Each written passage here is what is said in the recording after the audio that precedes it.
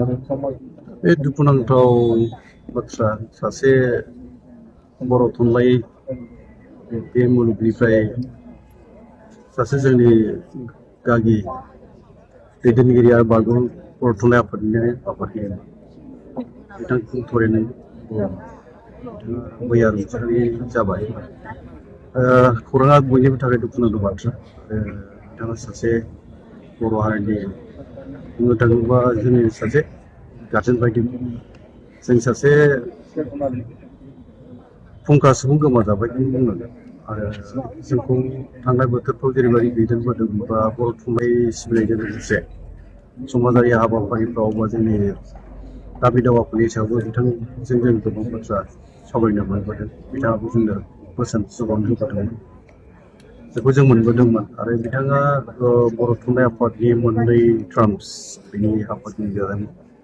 बुंनो थाङोबा गिबि बिबान मोनदोंमोन सानजारि नोगोर सिभिल साफारियाव थांनाय इं 2017 मायथाइयाव जानाय बर' थुनलाइ आफादनि थुंगा 52थि बोसोरसालि जथुम्मामोन।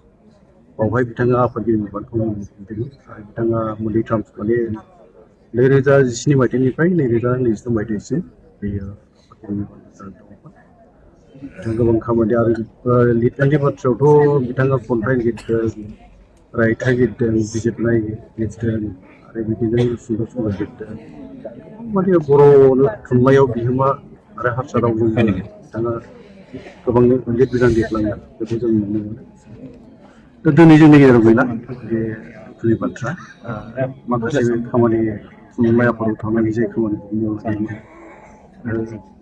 दानिया आफाद जाय आफादाव जोंनि डक्टर सुरत नार्जारिया बर' थुनलाइ आफादखौ सामलायगासिनो दङ।